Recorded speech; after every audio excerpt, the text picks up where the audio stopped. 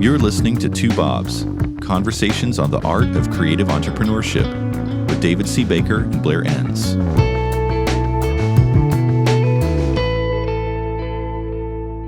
David, you have client-side departments on the brain, because I think we just talked about client-side departments not too long ago. I knew you were going to say something about that. Oh, God. Why are we revisiting this topic? Do you care about these people? Are they really human? They're human. I don't care too much about them. And I feel like this is the last one I've got in me, but it is a really good one. So I've got to just get it out and then move on to something else. But what is it about this? I'm just obsessed with it. I'm obsessed with him not because I do a lot of work with him anymore like I used to, but because our clients, there's probably some listeners who run in-house departments, but mainly our clients are working with him every day. So I'm just obsessed about understanding them. And I've got one good one in here, and then I promise it's going to be a long time before we talk about them again. Okay. You sent me a bunch of notes, and you opened with, I'm reluctantly working with a few in-house departments again. I left because I hated them. You weren't supposed to read that. I'm back, but only if they want to really be entrepreneurial. And before I read that, I was thinking about my own experience with working with in-house marketing departments, and that is zero. And over the years, a bunch of people, I think you've been in there too, have said, hey, you should really think about working with in-house departments. And I'm thinking, well, I teach new business. I don't see how it's practical. And then also, I couldn't get excited about that group. And this isn't a right or wrong thing. It's just me personally, my motivation. I really like working with the entrepreneur, the creative entrepreneur, the business owner who has authority, who can make decisions, who is beholden to no one really. And I just tried on working with in-house departments, and I thought it's just a completely different beast. They're so hemmed in so many ways. So that was just me doing my own analysis of like, why am I not interested in working with this group? Yeah. But as you point out, whether you or I are working with them or not, our clients, our listeners, it's in their interest to better understand these departments, what makes them tick, et cetera. Is that right? Is that where we're going here? Yeah, exactly. And I had the same experience. I was working with them, for probably 4 years, just with the marketing department. So I did lots of work for Hallmark and Toyota and PricewaterhouseCoopers, TIAA, CREF. There were about 30, I think. And then, I'm going to say so many things I should not say. Go on. Yeah, you love it, right? You love hanging me out to dry here. But I remember it would typically be a 3-day engagement. And after every day, I remember taking the elevator down and walking out on the first floor to get to my car and shaking my head and giving myself a dope slap and saying, how in the world did we become the most powerful economic country on the planet with these boobs running this place? And it's official. You will never work with in-house departments again. All right. Probably not. Yeah, that ends my career. So they just didn't take advice. And I kind of stepped back and realized, oh my goodness, the direction is completely different. I'm trying to make them more entrepreneurial, and they don't want to be entrepreneurial. But if they wanted to be entrepreneurial, this is what it would look like. And that's kind of the topic of today is how do you look at in-house departments through an entrepreneurial lens? And what would it mean if they wanted to be entrepreneurial? I'm working with one right now and getting ready to work with another one. So I still see this. And of course, I touch base with my clients all the time about how this is happening. This is sort of one of those little conversations where I don't even know how valuable it is, but I think some lights are going to come on when people hear how you look at an in-house department through an entrepreneurial lens and what might change. Actually, I think a lot of listeners will be in a position to share some of this with their clients, and their clients will probably be pretty, I would think, grateful for it. Maybe not all of them, but yeah, some of them. Maybe they'll just skip over the part where we trashed them at the beginning. Hey, you said you worked for Hallmark because that's a creative company. It reminds me of Gordon McKenzie's book, who worked for Hallmark his whole career, I think. Orbiting the Giant Hairball, that one? Yeah, Orbiting the Giant Hairball. The subtitle is A Corporate Fool's Guide to Surviving blah, blah, blah with grace. Yeah. And it's one of my favorite all-time books on creativity. So, dear listener, if you haven't read it, oh man, it's worth reading for the way the book was designed too. It's a beautifully designed book. There's a lot of marginalia. There's a lot of like writing and doodling in the margins. That book was designed by a client of mine in Kansas City. It is a beautiful book too. Really? Not just a message. Yeah. And he's no longer with us. I think he died like over a decade ago. The title of the book kind of speaks to what we're talking about here. He says, orbiting the giant hairball, he said, you as the individual working in a corporation, you are a hair. And your job is to orbit the hairball without getting sucked into it. So be this creative individual and don't get sucked into the bureaucracy. So here's a creative guy working in a creative company, and he's doing all he can to resist being kind of sucked into the machine and neutered. And it's a fantastic guide to working in a big corporation. So if the listener is thinking of sharing this episode with their in-house clients, maybe also want to send them that book for Christmas. Let me just do a call out here to somebody that's been very influential to me in this as well. His name is Michael Roberts, and he has been the head of in-house marketing, and he's got various titles, pretty lofty titles. And I first met him, he worked at Citi, and then he worked at TIAA-CREF. That's where I met him and worked for him. And I was so impressed with how he wanted to bring entrepreneurial principles and apply them usefully and helpfully in the corporate environment. And he went on to Bank of America, and now he's at Vanguard. So I just want to acknowledge that I've learned a lot from Michael Roberts. Good guy. I'm sure these people who bring you in, they're caught in this entrepreneurial or intrapreneurial tension. They're limited in many of the things that they can do, and they aspire to be more entrepreneurial. So maybe the success that you typically look for in the work that you do with your agency clients, their definition of success on the in-house team would be different. It would be different, yeah. A lower expectation. That's right. You typically, I imagine, show up thinking you're going to affect big change in your typical client relationship. And those clients who are agencies, you're dealing with the owner of the firm, they have the ability to make these change, right. And the person running the in-house department does not have that ability. Yeah, and some of them, the best ones are really mavericks. There's probably a better word for it, but I kind of like the word maverick in that they do their job well, but they kind of take a different path. And the non-mavericks at the corporation, at the Fortune 1000, they're annoyed by this maverick because they kind of get away with doing things, and other people don't want them to get away with it, but they're successful, so they're afraid to touch them. Their success makes them a little bit out of reach from the normal hand slapping. And our clients, the people listening here, they understand what it means to have a maverick inside who's going to fight for the right things, make it a little bit more entrepreneurial, knows when to push and when not to push.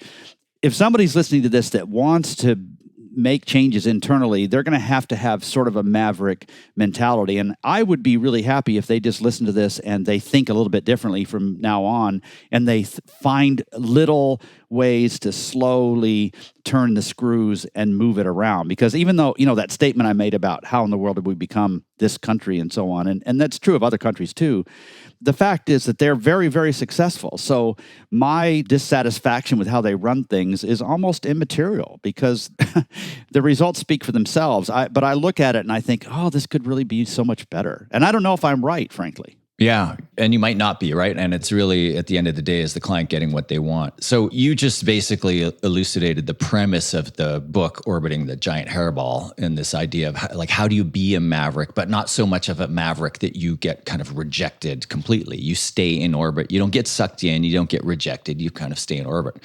All right, so you've got a list of facts that you want our listener to understand about the in-house department. I'll just turn it over to you. What's fact number one that people need to understand? Client-side departments have a massive client concentration problem. They have one client. Well, that's not new news, right? But it is interesting to think about that. If you were an independent private firm and you only had one client, you'd be just like them. Yeah. And what would that mean in your environment? What it would mean is that you're afraid to lose them. So you become more of an order taker. You push back a little bit less. That's one of the results that always happens when you have a client concentration problem. You become client driven so that the client is more in charge because they have so much power over your livelihood.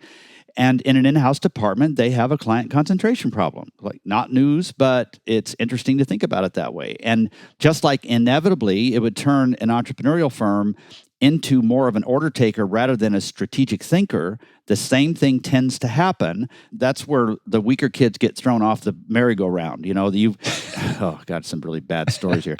But unless you resist this, it's sort of like the orbiting thing. Unless you resist this, you're going to get sucked into their world, and you will be taking orders from everybody internally, your one client that you can't lose. And if your one client is unhappy with you, they will voice that to whoever matters, and eventually you'll either fix your attitude or you'll be out on your butt, right? So they have a client concentration problem. That's what sets the stage for a lot of this. Yeah, and there, but for the grace of God goes you. Yeah, no kidding. You and I have worked with firms. I'm thinking of one in particular very early in my consulting career. One client, 95% of their billings. Right. And they brought me in to improve their new business efficacy and to try to dilute the risk that one client represented. I worked with them on and off for years. And in the end, I said, you know what? The client grew so fast and demanded so much that any other client they brought in just never got any attention. Yeah, right. Finally, my advice was, well, just focus on this one client. Ride this rocket ship for as long as you can and understand when this goes away, you just shut it down, go do something else. Yeah, and for your own mental health, you need to keep them at arm's length. Just pretend that you're still in charge, even though you're not. Yeah. Yeah. All right. Fact number one is recognize they have a massive client concentration problem. If you had that client concentration problem, you would behave the same way. What's fact number two? Client-side departments are typically viewed as a cost center and not a revenue center. And this is one of those areas where you can tell this is an early signal that they want to be more entrepreneurial. The higher-ups who make decisions around budgeting every year, they look at this marketing department and they think, wow, it's just costing more and more. What's the ROI here? What's the benefit? Maybe it shouldn't be viewed as a cost center, but a profit center. The client I'm getting ready to work with, that's what they want to do. They want to turn it into a profit center. So when you have an internal department that's a cost center, say your IT or your accounting or whatever, what you do is you manage it for efficiency and output, not so much the degree to which it contributes to innovation or new thinking, whatever. They're a cost center, so you manage it that way. Kind of like, the way clients manage agencies, right? It's a cost center. It's not a profit center. And I've never yet met more than about maybe 10 in-house departments that are viewed as profit centers. They're all viewed as cost centers. So like they're managed differently. They're thought of differently. Expenses to be minimized rather than investments to be maximized. Right. Yep. You got to defend every expense you have. And the defense is very different. It has to be very specific. It can't be around innovation, which is often difficult to quantify. All right. So we're talking about how client-side departments can be more entrepreneurial, and we're going over a list of facts that you, the listener, running agencies, you need to recognize that these facts shape the reality of the client department. We're at number 3. Client-side departments don't usually have a chargeback system. What do you mean by that? There's no currency of value. So I'm one of the internal clients of this in-house department and I need something, I contact them. I'm not going to get an invoice for that. I'm just going to have it done. And the main result from that is that there's no way to filter stupid requests. So if I'm running an independent firm and I get a request from one of my clients to do something, I'm going to reflect the difficulty or the risk of doing that in the price. And that price is going to deter some of those requests. They're going to say, oh, I didn't realize it cost that much. I don't see the benefit. Forget it. But thank you for talking to me about this. Internally, there's no currency. There's no value. There's nothing that serves as a filter for stupid requests. And so you will see this is another signal that an in-house department wants to be more entrepreneurial. They have an internal chargeback system. It's not really money changing hands. They're not really getting invoices, but they agree in advance that, okay, if it's a cost center, then the whole corporate entity funds this, and then they do what they need to do. If it's a profit center, then they work with each department internally who says, all right, I think I'm going to need this much work from you during the year, and then they spend that carefully. And those are the filters for stupid requests because they can't afford to waste that money even though it's really not money. I will say that a chargeback system isn't a panacea. There are problems with the chargeback system, but the fact that there hardly is ever any chargeback system means that there's no currency to determine value on things or to push back on stupid requests. So as a result, you're not sure, how are you going to filter? You use money to filter work at an independent firm. But here, you don't have money. So how do you prioritize your focus as an in-house department? Well, you have to rely on something else. Sometimes it's like, all right, we're going to favor the departments that involve us early on and bring us in at a high level. Or we're going to favor the departments that are really good at telling us everything we need to do in advance, or the ones that get us the materials that we need on deadlines. It just gets sloppy because money isn't there. Money doesn't solve everything, but money is a really useful filter, and in-house departments don't usually have that. In reality, you're going to favor the whims of the most senior person who has the biggest impact on your reality. I'm watching Mythic Quest on Apple TV right now. Mm-hmm. It's basically Silicon Valley, the show Silicon Valley, set in a gaming company.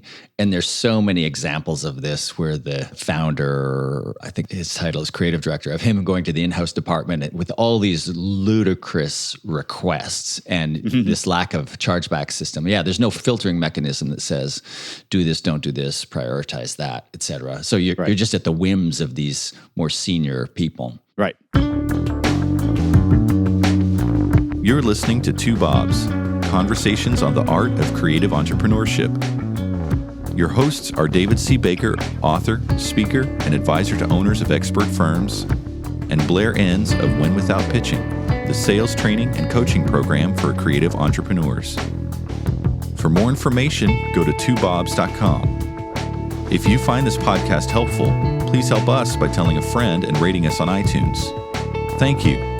Now back to David and Blair. The next fact you want us to know about client-side departments, they have no choice over their clients. So that's tied to this client concentration problem above, but there's more to it than that, is there? Yeah. You can always say you don't want to work for somebody, independent firm. And internally, I'd like to be a fly on the wall when you try that at an in-house department. It's like, those people over in insurance, we just don't like them. Y'all go find your own people to work with. It's like, that's not an option, right? So not only do you not have choice over which departments do you want to work with, usually, but you don't have a choice over how qualified your individual contacts are. And so many times, because time is the biggest currency at these Fortune 1000s, they don't think all that highly of the internal marketing department anyway. So they shove down the relationship management of that department to somebody lower on the chain who isn't empowered to make decisions, who's always having to represent or resell the idea back to the decision maker. They don't understand how long things take. All they care about is pleasing their boss, and often you're bearing the brunt of that, especially if you keep rescuing them. So if they're waiting too long or they're making too many changes in things, this empowered EA or marketing coordinator or whatever, they just don't really care how it impacts your life generally. And in a normal world, you would just quit working for them because there isn't the sort of respect. Now, I'm not saying this is true for all of them. I would say most of the internal contacts are really competent and fair, but not always. If you look at the number of in-house contacts you have, it's way more than the typical, you and I talk about 10 to 15 to 20. It's way more than that. So it's spread out, and the quality of those contacts is quite a bit lower, and it really impacts the level of work that you can do. So no choice over your clients in reality really does impact how this works in their setting. You're kind of depressing me. Yeah. Well, we're not even done. If there are any knives near you, you might want to move them right now. If you've never worked in a large corporation or you haven't for a very, very long time and you've lived this either entrepreneurial lifestyle of owning the business or working in a very entrepreneurial creative business where you have all this freedom to say what you think and to push back and to throw a hissy fit and to be selective about who you work with, et cetera. The idea of trying this on, of working in this environment, some personalities are suited to it. Mine clearly is not. I suspect a lot of people listening to this, they couldn't do it if their life depended on it. Right. In fact, they're willing to make a lot less money to not have to have a boss like this.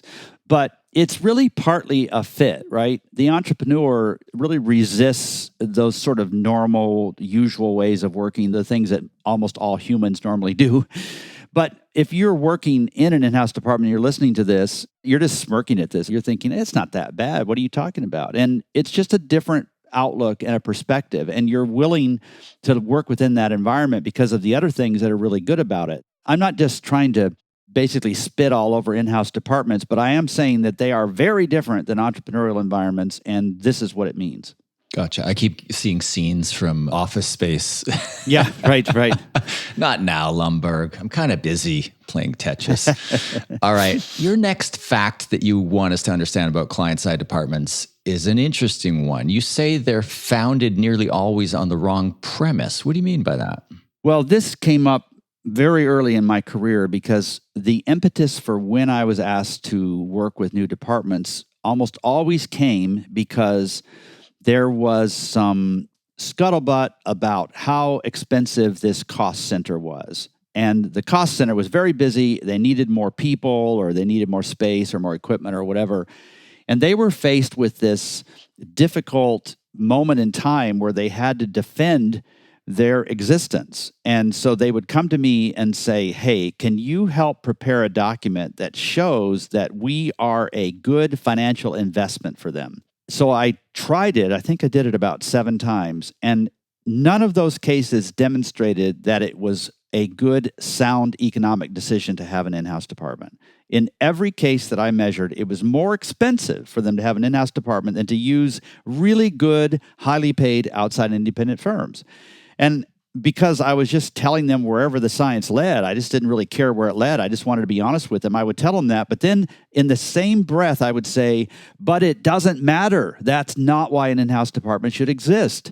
It should exist because it's about specialization. They know so much about this company's history and their brand and their service lines and the culture. That's why an in-house department should exist. It's the same argument that an independent firm does. It's specialization. So don't try to make an argument about how it makes sense from a financial standpoint because it doesn't. That's what I mean by that. As you're explaining that, I'm thinking about Nike. To the best of my knowledge, Nike has really no marketing people. They have no in-house marketing people. They're thought of as a marketing firm. They're not a marketing firm. They're really a product firm. They thought of as a marketing firm because they do marketing really well. They do marketing really well because they outsource all marketing to external agencies. And to your point about essentially being the holder of institutional knowledge, the in-house department, I think Nike's worked with Wieden & Kennedy for 40 years now. Right. It's almost like their in-house department, just honestly. Yeah. And I've worked in an agency relationship with a client where we were the institutional memory. We, the agency, we were the consistent factor in marketing when people on the client side turned over and over again. Mm-hmm. Okay, I'm kind of pushing back on that point, I guess. So you're saying the real reason for them to exist is expertise, and the expertise is the knowledge of how things are done here. So like if the firm is going to work with, if it's a Wieden & Kennedy knows a lot about that space, they know a lot about that category, that SIC code and so on, the reason you would have an in-house department is because they know the same thing. That is the primary value of an in-house department, is specialized knowledge. It's not to save the company money. So if you're under a false premise, a false belief that this department we can only justify having it because it's cheaper than using an outside agency. That's not, Gotcha. for one thing, it isn't true. For another thing, it doesn't even matter because that's not why they exist, to save money. They exist to really understand the client exceedingly well, just like they would hire a Wieden and Kennedy because Wieden and Kennedy understands that space really well. So if that department was founded on that premise, then it's only a matter of time before somebody else comes along, does a cost-benefit analysis and says, hey, wait a minute, this isn't saving us money. Get rid of it. Right, exactly. Okay, Yeah. What's next on our list of facts about client-side departments?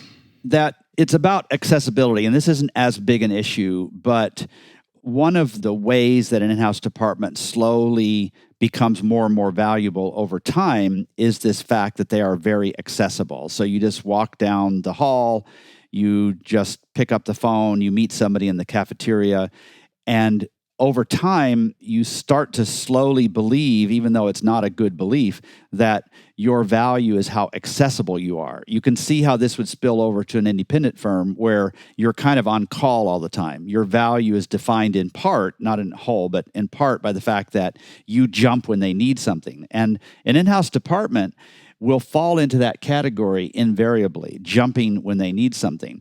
But the flip side of that is that they are so accessible that they aren't listened to like an external agency would, who drops in and wows the crowd and then moves out. Anybody that's as accessible as an in-house department is slowly going to lose that objectivity and the sense of an external expert that comes with it. So teamwork is defined. Nobody stands up and defines it this way, but teamwork is defined in an in-house department as accessibility. Accessibility is actually more valuable in an in-house department than having the right answers. And that slowly bumps you down rung by rung on that expertise ladder. So why they like you is because you're accessible rather than you have really good external objective ideas. All I'm saying here is that in-house departments, you don't want to put your foot down just to make false stands on things, but recognize that to really be valuable from an entrepreneurial standpoint, it's not so much about accessibility, it's about objective externality. So you have to keep some distance with the internal client and push back. You're not just a pair of hands doing what they want. You should be advising them, and that is not about accessibility. That's about external objective thinking. Yeah, and the more accessible you are, the less likely you are to advise them. You write about this in your book, The Business of Expertise, where you say, in some parts of the world, an expert is very accessible. Right. Like in a village, anybody can come see them. They're kind of in the middle of the village, available to anybody. But in the developed Western world, we associate expertise with distance or inaccessibility. Right. And so you see that play out in in-house departments. Right. And when those experts need to mix with the unwashed masses, they either have an entourage or they're wearing uniforms, or so that we can distinguish them as separate and more important. It's a little silly, but it's just a part of our culture. Yeah. All right. Your next fact that you want us to understand about client-side departments is they don't have a new business problem, and so they don't have a marketing plan. Yeah, so what? What are the implications of that? Yeah, it's because like they don't want any more business, for one thing, right? There's no benefit to adding to their workload. There's more benefit to minimizing it. And so because they misunderstand new business just like all the external private entrepreneurial firms do, who think that new business is about getting more work. It's not. It's about the quality of the work. It's about how your prospects view you right out of the gate. It's about establishing expertise so that they listen to you for their benefit. Well, in-house departments don't ever think that way. And if they do, I've probably only had 3 clients over the years where I've successfully helped them think about a new business problem. So I say, quit taking your clients for granted here. Let's just pretend that they have a choice, even if they don't, and educate them. Send out insight. Have your own content pieces going out, hold some classes that train them, work any new employee that's going to be interfacing with you, help them understand how to work effectively with you. So get yourself in a new business mindset, not because you have to convince these people to use you, but because you want to set up the right sort of relationship, which is really the whole point of new business anyway. All right. That makes sense. 2 more facts on this list here. The next one, client-side departments can't say no without losing their teeth. teamwork badge. Oh, I love this idea. You're not in the team because you said no. Do you want to unpack that? Yeah, when in fact, the people who say no, not just to say no, but because it really needs to be said, those are sometimes the most valuable people in an organization. But we have defined teamwork as not getting in the way of the very slow progress we are making at this company. Oh, man, that's perfect. Who gets promoted for saying no a lot? It just doesn't happen that much. If you're going to say no, you better have demonstrated your value to this organization a lot. And then you have earned the right to say no once every 17 days. And you got to keep track of it. Or if you overuse your allotment and you look around and say, oh, shoot, I don't have a chit in my bag to support that no, then you're screwed. I just think that it's really hard to play this game. In corporate America, the way value is assigned to people is different than it is somewhere else. And being an expert at an in-house department means you have to say no sometimes. Like, no, that's a stupid idea. I mean, you wouldn't say it quite like that. I would say it like that. Somebody else wouldn't say it like that. That's a stupid idea. We shouldn't do that. Well, what's the upside of doing that at an in-house department? There's very little. So it doesn't happen very often, right? Yeah, like we've talked about before, if you don't say no, your yes is meaningless. And then the Warren Buffett quote of the difference between successful people and really successful people is that really successful people say no all the time to almost everything. Right. Well, you can't really do that in an in-house department, but there's this tension. If you're not saying no at all, then you're going to get all this crap dumped on you. Right. Last fact. Client-side departments have a long, never-ending relationship with their internal clients. Yeah. So what? Yeah, so what's the point of that? I mean, so you talk about this in an external setting. I forget how you say it, but it's something like you'll never have more power than you do at the beginning. Yeah. It's going to decline. The only variable is time. How long will it? So here we are stuck in because the tenure at in-house departments is longer than it is at outside independent firms. And so what are you going to do? What you do is you build these political alliances because you're bored, and you figure out who's going to help you get places and accomplish things, and you work with them. And all of this political baggage starts to build up. And because of that, you kind of get tired, and there are sides to different things, and it's complex. And this isn't a big issue. It's just a fact that you're not rotating, cycling clients like you are independently. So you don't get all that many fresh starts. The fresh starts that come are usually when a department head moves on, or there's a merger or an acquisition or something like that. It's just not as frequent. And so you have to keep reinventing yourself more than you would outside. You have to reinvent yourself to continue to demonstrate value. I didn't really think about talking about this, but how would I design an in-house department that was more entrepreneurial? Well, I would give the clients complete freedom to use them or not. So they could take their budget, and there's money involved, and they can either use the money to hire the in-house department, which has done a great job of establishing their bona fides, or they can go hire an outside firm. In other words, that in-house department is not afraid to be judged in an entrepreneurial setting. They want to earn every bit of work they do. That's how I would redesign this, but I should add that nobody's asking me to do that. So this is just my little pipe dream. On your last fact here about never-ending relationships, I'm fond of saying that agencies, you reinvent the agency one new client at a time. And you're pointing out that the in-house department does not have the opportunity to do that. So we get into these relationships, we kind of know each other, our position in the relationship devolves over time, and there is no opportunity to kind of recycle on that. So you have to look for it. I really love your solution. I was going to ask you, okay, well, look, what do we do with all of this? Now I know more about what it's like to be on the client side, running or working in an in-house marketing or creative department. I know that I'm not qualified to do that, and it's my idea of hell. And again, that's just me. But beyond that, what do I do with it? I really love your idea. It strikes me that the idea that the in-house department should charge for their services should be seen as a profit center, and the clients should have the right to use them or not use them, so they get to succeed or fail on their own merits. That solves almost every issue here, doesn't it? It does, yeah. In fact, our next episode is going to be me interviewing you on how to implement value-based pricing with your in-house departments. Oh, no, it isn't. No. Are you relieved that we're kind of done with in-house departments for a while? I am. Oh, yeah, totally. But you know what? I'm expecting you're going to come back in a few months' time and say, oh, I've got another bone to pick or another thing I want to get off my chest about in-house departments. Okay, so what does our listener do with this episode? They're more empathetic towards their client. Yeah, they send gift baskets to everybody they work with because now they understand their... Oh, actually, it might be interesting to send this episode to some of their in-house departments. They might get a kick out of it. They might. Yeah, they might not too. I'm not sure what to do with it. This is more for me. I just needed to get this off my chest today, so I don't really care if it's useful. One of the things I like about this is the idea that we're so used to competing against in-house departments. And at least in my world, we are advising firms on new business. And the scenarios that I encounter are a client of ours, an agency, finds out that their client's thinking of taking some of this work in-house or all of it. They're basically competing against in-house resources. And we've done an entire podcast episode on that.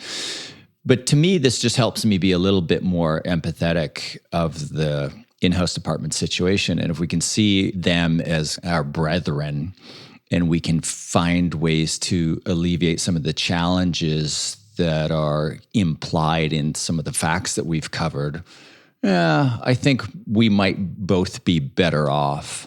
Yeah, because many of them are really good people who are very talented, who are a little bit trapped in that system. And there are some real benefits to in-house departments and so on, but there's some challenges around it. I just think only good can come from understanding what's happening on the client side. All right, this has been Elucidating. David, thanks. It's our last episode ever on client-side departments. Until next time. Thank you, Blair. Thanks. Thank you for listening to Two Bobs with David C. Baker and Blair Enns.